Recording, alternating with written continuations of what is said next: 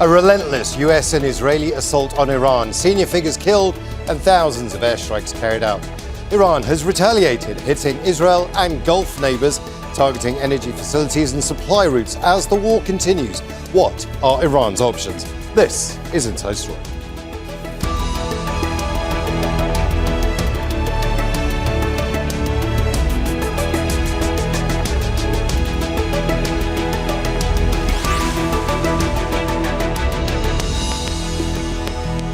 Hello and welcome to the programme. I'm Imran Khan. Now, it would be fair to say that the prospect of an all-out war on Iran would have been virtually unthinkable for most global observers in modern times.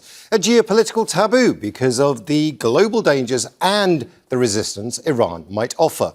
But Israel and the US crossed that red line when they struck Iranian nuclear facilities in June last year.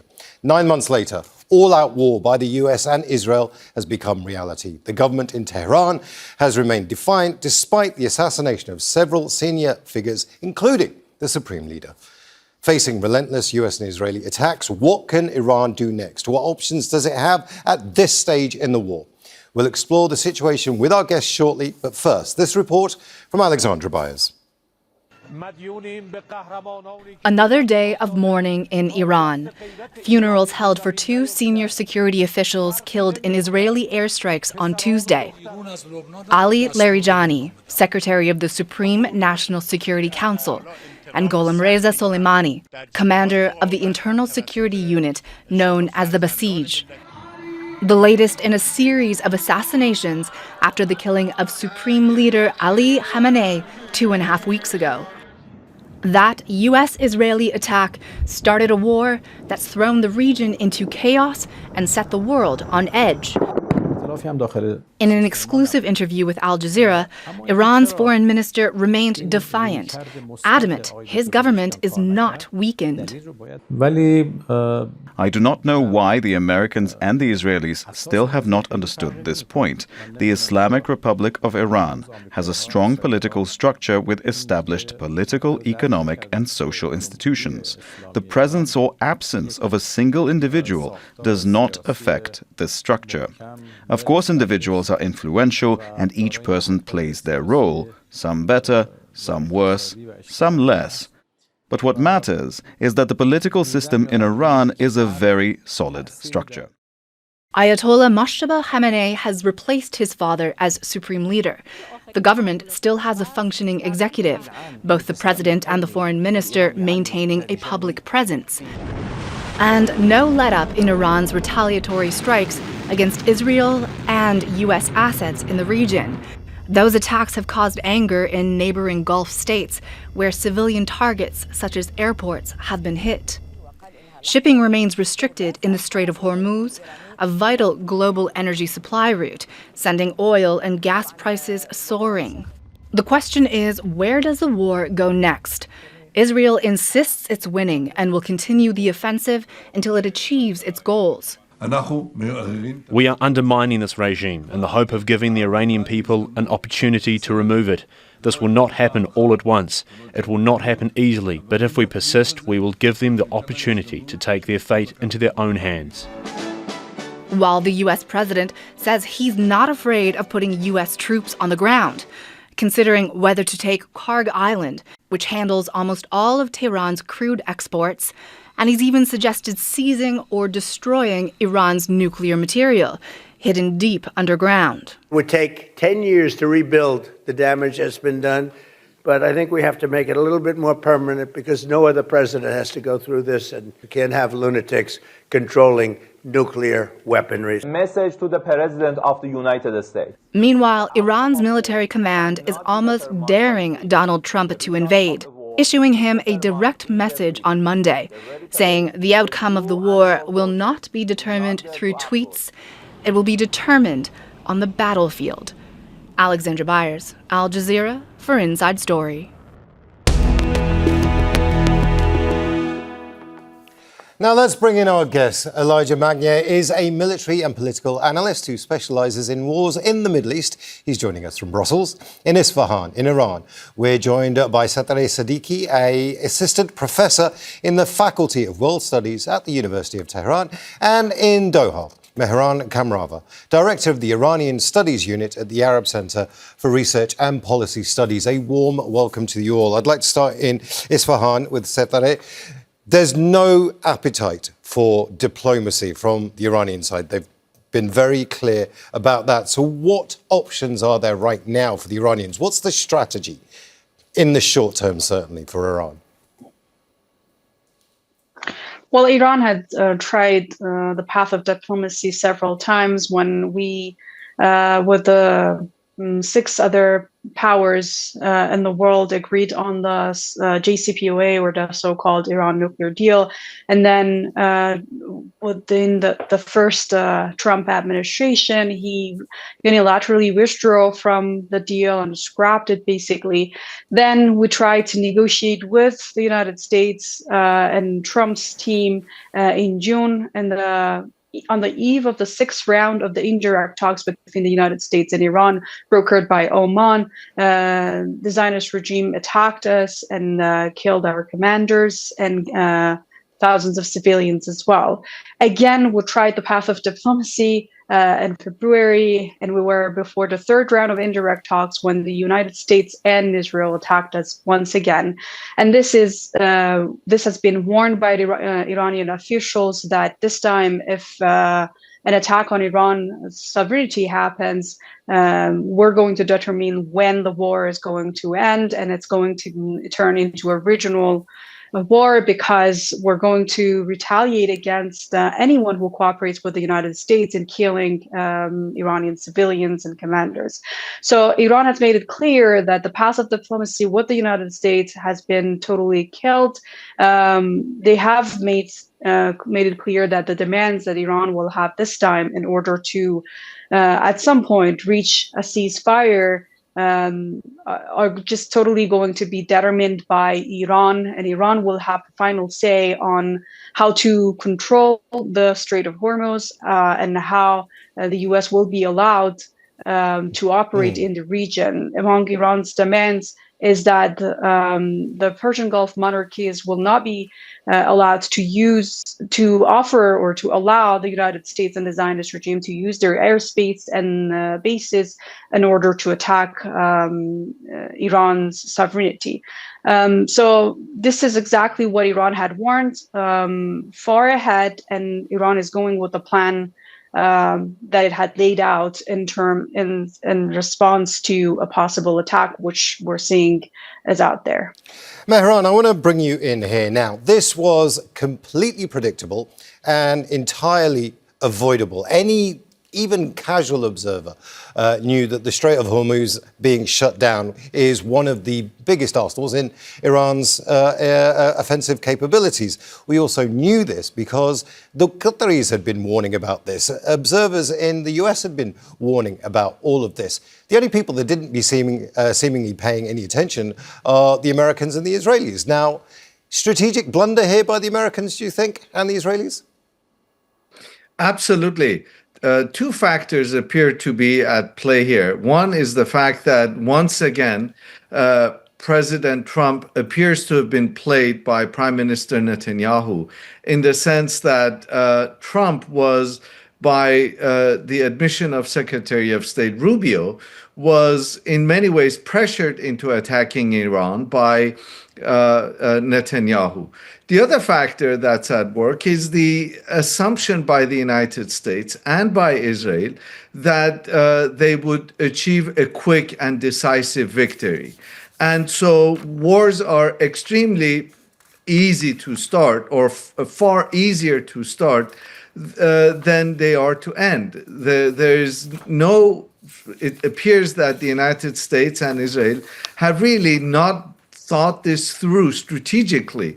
And the objectives appear to change. The time frame changes.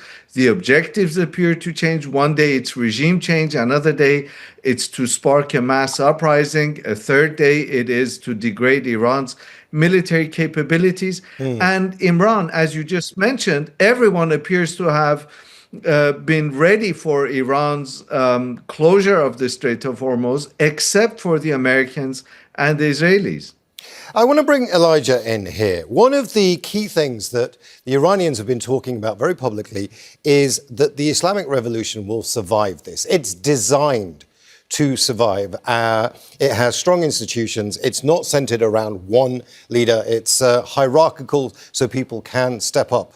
And it has alternative institutions to national institutions. So it will survive an aerial bombardment like this. It might not survive a ground assault, but a ground assault is at least 250,000 US troops, do we think? It's a country of 92 million people. This is not going to work. A ground assault simply will not work, right? Of course it won't work. It is 1,648,000 square kilometers. This is not Iran. It is not Syria. It is not Libya. And above all, Iran is fighting an existential threat. And the difference between the Americans and the Israelis is the first one is unaware of what Iran can do and how Iran is going to fight back a ground assault or an attack or anything. But the Israelis are very much aware of what they are doing. This is why Benjamin Netanyahu, at the first beginning, he said we are preparing the ground for a regime change. He did not say that he wants to change the regime because he is aware that this is unachievable. And what he is doing, he is destroying Iran's military capability, or at least trying, but he's going on to destroy the Iranian economy. And now he started to bring in the United States to destroy Iran energy, but also the Gulf energy. So what Benjamin Netanyahu is aiming is a total chaos, and he wants the Gulf country to come into the war against Iran, or at least become weak at the end of this war. And this is where he is going to prevail, because he already announced it, and he said, we are one of the superpower in the world. And he thinks of himself as the strongest country in the Middle East, and he is acting as such. Today, he bombed the Pars gas, he bombed the Bushehr. Before that, he bombed the oil in Tehran, the oil depot. Actually, Elijah, I'm going to stop you there because I want to put that point to Setareh because it is very important. When those the gas facilities were targeted in Iran, when the desalination plants were targeted in Iran, that gave almost a green light for Iran to make those similar attacks on Gulf countries. But the Gulf countries were your allies. Certainly Qatar was your ally. Saudi Arabia, you had good relations with. What are those relations like now? Surely the Gulf allies are no more. Well, Iran has made it clear that it's not going to attack the facilities that are for the people of the region, the population of those countries that are hosting U.S. interests. And actually, there has been a few false attacks, and Iran has warned against those false attacks that the Israeli regime will operate in order to blame it on Iran and, make the relations between the Iranian nation and the population in the region, to just sow discord among them. But Iran has made it clear that the only thing that will come under attack will be U.S. interests and U.S. facilities, and as well as Zionist regime's facilities, and that's basically what Iran has done. And let's also remember that Iran has manifested that it really stays true to human morals when it engages in the war. Iran had the card, the Strait of Hormuz card, for a very long time, and it did not play that card despite the sanctions and aggression in the past. And it waited until it became the last option for Iran to defend its sovereignty. And so far, we're seeing, for example, in order to take out the CIA assets in Dubai, Iran had made a very precise strike on exactly the same room where he was staying in a hotel, and nobody else has been hurt. Whereas we're seeing that, for example, the Zionist regime, in order to take out one general, they take out several innocent civilians. They take out, for example, in Esfahan, they demolished a supermarket when 5-6 people were shopping there, and they all died on the spot because they wanted to take out one general that had a meeting nearby. So the morals and the standards that Iran is observing are very different from the imperialist power and the Zionist regime. And at the same time that I think the Trump is being totally manipulated by Bibi Netanyahu, especially that we know about Epstein files, and that's one of the tools that Israel has been using against American politicians. This is also about America wanting to exploit sovereign nations' resources. The way Trump has talked about Kharg Island as a jewel and the rich, natural resources. Setareh, I'm going to stop you there. Graham as well. I'm going to stop you there because you made several points, and I want to take them one by one with our other guests as well. Mehran, I'm going to come to you next. There is frustration from the Gulf countries. It's spilling over into public talking about what Iran is doing. Now, there's one thing to target American facilities that are used to bomb Iran. It's quite another to go after energy facilities. And you could almost say that Israel did this first and America did this first. They went after the infrastructure first. So there is no Iranian ally here that the Gulf states can speak to, but equally, there isn't an American ally here to try and stop either. They seem to be very alone right now. So what's the diplomatic strategy for the Gulf? Well, you're absolutely right, Imran. The GCC finds itself trapped in a war that it does not want, it doesn't want to have anything to do with, and a war that is only detrimental, not just economically or in terms of reputation and the image of these states as safe havens for investment and economic growth and development. But now what we're seeing are almost daily attacks, as you mentioned. So on the one hand, there's this palpable desire to somehow respond to what is openly being called Iranian aggression. And on the other hand, these states are keenly aware that if they do enter the war with Iran, what is there to stop Donald Trump from leaving tomorrow and declaring American victory? And then these states are left fighting a neighbor. I think the GCC states are quite aware that they are either blessed or cursed geographically to be next to Iran. They cannot ignore it. They're going to be here neighboring Iran long after the United States loses interest in the current war or realigns itself strategically with some other part of the world. And so they are in a real bind diplomatically. There's no easy solution other than to stop the war as soon as possible. Now, Elijah, can you see a strategy, a military strategy here? I'm not talking about what Donald Trump thinks. I'm talking about his very capable generals. Do you think there is a disconnect between what Donald Trump talks about and what his generals talk about? And his generals perhaps are, have a clear strategy here? Or do you think it is just, like it looks like when I'm watching it on television, when I'm speaking to people, just chaos? Well, the problem when one is dealing with a country like the United States with a lot of military power is people tend to think through their muscles. Secondly, having a president like Donald Trump who leaves no room for any criticism, particularly like Tulsi Gabbard, who opposed his first idea that America believes that Iran is making a nuclear bomb, and he said that she doesn't know anything. We have, in the last 24 hours, another top of the intelligence counterterrorism who also resigned because he stands against the information, which means that Donald Trump is really driven, as very many people said, by Benjamin Netanyahu's policy and objectives, which are different from the Americans' objectives. Okay, you've very clearly set the stall out there, Elijah. I'm just going to ask you to very quickly tell me then the other side of this. Militarily, what are Iran's options here, do you think, as a military expert?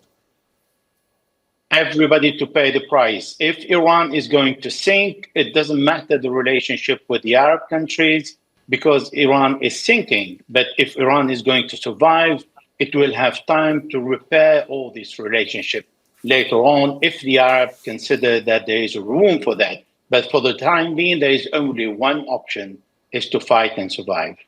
Setareh, this scorched earth policy, making sure that the region pays for this war, the war that the region didn't actually ask for and wasn't supportive.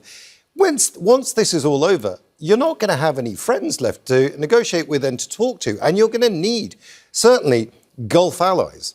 So this is crazy, right?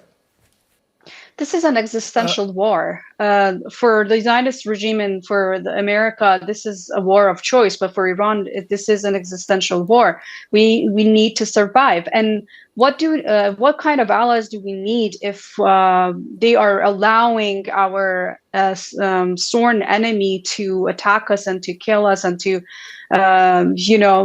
destroy our infrastructures? As Elijah also mentioned, we can think about our alliances and friendships once we survive this war. But right now, we need to make sure that this, this is what a lot of people in Iran are saying. If we agree on a ceasefire right now and we do not punish the countries that are hosting those military bases of the United States, what guarantee is there that within a couple of months they're not going to start attacking us again? And we don't want that to happen again. We have had the experience of practicing composure, practicing diplomacy with relying on our allies and allowing others to broker indirect talks with the United States. But there has never been a guarantee that even if you reach a ceasefire, there will be actually a ceasefire. Imagine Qatar was hosting talks between Hamas and the Zionist regime. The Zionist regime attacked Hamas, and Qatar could do nothing to respond and to protect its citizens and its dignity. So it is not in the interest of the nations in the region to host U.S. military bases. And the era of U.S. being the bully of the world and doing whatever it wants is over. And the countries in the region have to learn that and have to realize that in order to protect their sovereignty, they cannot even rely on the United States, because the United States is not going to help them. The United States is going to use them to attack Iran. But then once it's time, they're going to be abandoned by the United States, whereas Iran will be in the future a reliable ally if they guarantee that they will not allow the United States and the Zionist regime to attack Iran. Actually, that's a very good point that you make. Mehran, I want to come to you first. We don't have any diplomacy right now. There's a war going on, but there have been hints at diplomacy. There's been 3 conditions that have been set out. One of them is reparations. Iran is saying that the Americans have to pay for all the damage and the death that they have raised on Iran. Again, and this is what Setareh was just saying, they've got to make sure that this never happens again. But now, because Lebanon's been brought into this, there's a threat on the Houthis as well. The Houthis may well get involved. Is there a wider diplomacy angle here that Iran might push, get out of Lebanon as well, if they do come to the table? And does that then become so wide it's almost impossible to get to peace? Yeah, you're absolutely right, Imran. We're in a classic escalation trap, whereby the Americans assume that that there's nothing wrong with their strategy, it's the execution, and that if they persist and double down on the current strategy, they will have that elusive victory that President Trump has been talking about. I think there's a couple of things. Turkey, Oman still, and to a lesser extent, Saudi Arabia and even Qatar can indeed act as go-between and act as mediators between Iran and the United States. In fact, there were reports that Stephen Witkoff and Foreign Minister Araghchi had initiated contact, but Israelis killed Larijani and those contacts came to an end. So I think what is critically important is for the United States to get out of the shadow of Israel and stop letting Netanyahu dictate the course of the events. And, as we saw in Geneva just before the war started, the Iranians and the Americans can engage in diplomacy and in negotiations. It's the Israelis that have repeatedly acted as spoilers. Setareh, I want to talk to you about the Israelis. If this war comes to an end on Iran, Israel wants to continue its war in Lebanon. Will that be part of Iran's thinking when it comes to any future peace negotiations, that Israel has to withdraw also from Lebanon? Or is it just going to be an Iran-first policy, do you think? Well, I think based on what the Iranian officials have mentioned as the requirements for a ceasefire right now, Lebanon would not be part of the deal, but it definitely will have an impact on how the relationships with the Lebanese government and Hezbollah will continue. I think in order to know what will happen with Iran's support for Hezbollah, we have to see when this war will be over and how this war will be over. And because every day we're seeing more assassinations coming, and the Zionist regime and the U.S. attacking even more, civilian infrastructures, and these are all going to make a difference in what Iran will demand in order to bring an end to this war. So at this point, I think it's too early to decide, but Iran has made it clear that it will not abandon its allies, the armed resistant groups in different parts of the region, and it recognizes their rights to self-defense and to fight back the invasion of their countries. I mean, remember, Hezbollah is a political party in Lebanon, and it has resisted the invasion of Lebanese land. It's not only about Hezbollah and the Shiites. Hezbollah has protected Lebanese territories against Israeli invasion. We are running out of time here, and I want to come to Mehran very, very quickly before we finish up. Mehran, this idea that there can be negotiations, there's going to be a very long time before we get to that. But is there a role any other country can play in? I'm particularly talking about China and Russia in bringing a shortcut and putting pressure on everybody, or is it just not on the table? No, there definitely is, particularly countries like Russia and China. We saw that China successfully mediated between Iran and Saudi Arabia, and there had been bitter animosity between those two. So I think there's definitely room. Probably Russia, given the current context and the current anti-Russian sentiment in the West in general and in the United States, that might be unlikely. But there's definitely room. But also there are actors like Turkey that I think can play a very significant role here. I want to thank all our guests, Elijah Magnier in Brussels, Sadeqi Sadeqi in Isfahan, and Mehran Kamrava in Doha. And I want to thank you as well for watching. Now, you can see the programme again anytime by visiting our website, IRGC.com. And for further discussion, go to our Facebook page. That's facebook.com/AJ Inside Story. And you can also join the conversation on X. Our handle is @AJ Inside Story. From me, Imran Khan, and the whole team here, bye for now.